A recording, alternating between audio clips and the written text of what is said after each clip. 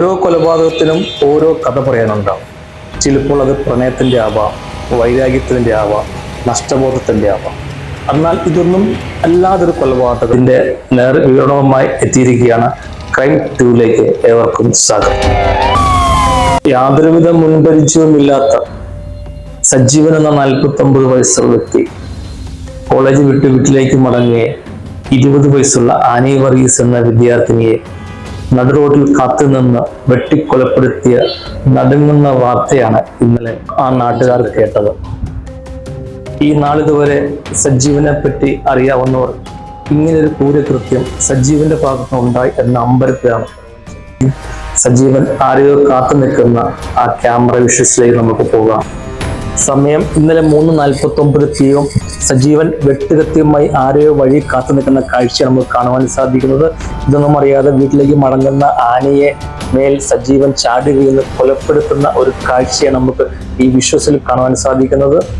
യാതൊരുവിധ മുൻപരിചയമില്ലാത്ത Annie Varghese Facebook, WhatsApp, Insta എന്നിങ്ങനെ നവമാധ്യമങ്ങളിൽ യാതൊരു കൂട്ടിട്ടുമില്ലാത്ത സജീവൻ എന്ന 49 വയസ്സുള്ള വ്യക്തി ആനി വർഗീസിനെ എന്തിനു കൊന്നു എന്ന നടുക്കം മാറാത്ത ചിന്തയുമായി സജീവന്റെ കുടുംബം നിൽക്കുക. 2 കുട്ടികളുടെ പിതാവായ സജീവ് 2-3 മാസമായി ബിസിനസ് പൊളിഞ്ഞ് ആകെ ഒരു വരുമാന മാർഗമില്ലാതെ അലയോ ആണ് എന്ന് ഭാര്യ സാക്ഷ്യപ്പെടുത്തുമ്പോൾ ജോലി അന്വേഷിച്ച് 2 ആഴ്ചയെ ഓരോ സ്ഥലങ്ങളിൽ സജീവ് പോകുന്നതും ഭാര്യ ദുഃഖത്തോട് പറയുന്ന ഈ സാഹചര്യത്തിൽ ഒരു ജോലിക്കായി അലയുന്ന സജീവിനെ പല കടകളിലും സജീവൻ ഇന്നലെ ജോലി അന്വേഷിച്ചു വന്നായിരുന്നു.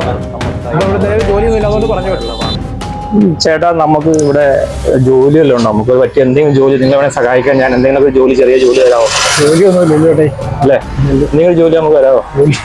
പണി കച്ചവടം കുറവാണ്, ജോലി കുറവാ, ജോലിയില്ല. നിലവിൽ എന്തെങ്കിലും ജോലിയോ എന്തെങ്കിലും ഇവിടെ ഉണ്ടോ? നമുക്ക് ചെറിയ എന്തെങ്കിലുമൊക്കെ സഹായിക്കാൻ കൂടെ നിൽക്കാം. എന്തെങ്കിലും ജോലി ഉണ്ടോ ഇവിടെ? എന്തെങ്കിലും ചെറിയ സഹായം, എന്തെങ്കിലും ഒരു ജോലി? ഒരു ജോലിക്കായി പല ദിക്കിലും അലഞ്ഞ സജീവ് ഉച്ച കഴിഞ്ഞ് ആനി വർഗീസിനെ കാത്തുനിന്ന് വെട്ടിക്കൊലപ്പെടുത്താൻ എന്താണ് പ്രകോപനമായ ഒരു കാരണം? നടുങ്ങി നിൽക്കുന്ന നാട്ടുകാർ, വീട്ടുകാർ, പോലീസ്. സജീവിന്റെ മൊബൈൽ പരിശോധനയിൽ പോലീസിന് ലഭിച്ച നടുങ്ങുന്ന വിവരങ്ങളാണ് ക്രൈം 2യുടെ കേരള ജനതയ്ക്ക് ഞങ്ങൾ ഷെയർ ചെയ്യുന്നത്.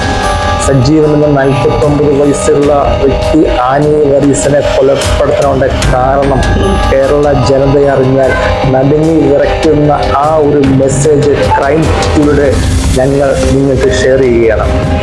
സജീവ് മൊബൈലിൽ സേവ് ചെയ്ത വിവരങ്ങൾ അറിഞ്ഞ നടുങ്ങി നിൽക്കുന്ന ഒരു നാടിനെ ക്രൈം 2യുടെ നിങ്ങൾക്ക് കാണുവാൻ സാധിക്കും. ഈ നാളിതുവരെ ഒരു ഉറുമ്പിനെ പോലും ദ്രോഹിക്കാത്ത സജീവ് ഇന്നൊരു കൊലപാതകിയാണ്. സജീവ് മൊബൈലിൽ സേവ് ചെയ്ത വാർത്തകൾ 2 ദിവസങ്ങളായി നവമാധ്യമങ്ങളിൽ വന്ന ഒരു വിവാദമായ വാർത്തകളാണ്. ജയിൽ പുള്ളികളുടെ വേതന വർധന വാർത്തകളാണ് സജീവ് മൊബൈലിൽ സേവ് ചെയ്തിരിക്കുന്നത്. 2 ആഴ്ചയിലധികമായി ഒരു ജോലി അന്വേഷിച്ച് അലഞ്ഞുതിരിയുന്ന സജീവ് ഈ വാർത്തകൾ ഉൾക്കൊണ്ട പ്രചോദനമല്ലേ കൊലപാതകത്തിൽ ചെന്ന് അവസാനിച്ചത്? ആരാണ് ഇതിന് ഉത്തരവാദികൾ? ആനി വർഗീസ് എന്ന 20 വയസ്സുള്ള വിദ്യാർത്ഥിനി എന്ത് തെറ്റാണ് ഈ സമൂഹത്തിൽ ചെയ്തത്?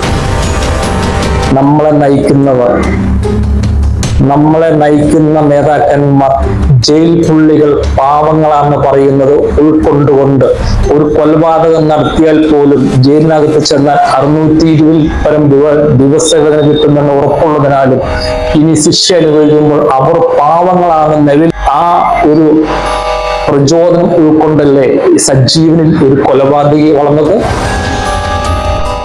ആ കൊലപാതകം കേരള മനസാക്ഷിയെ ഞെട്ടിക്കുന്ന ഒരു മെസ്സേജാണ് തരുന്നത്. നിങ്ങളുടെ നാട്ടിൽ, നമ്മുടെ അടുത്ത് ഇനിയും 1000 സജീവന്മാർ ഉണ്ടാവാൻ സാധ്യതയുണ്ട്.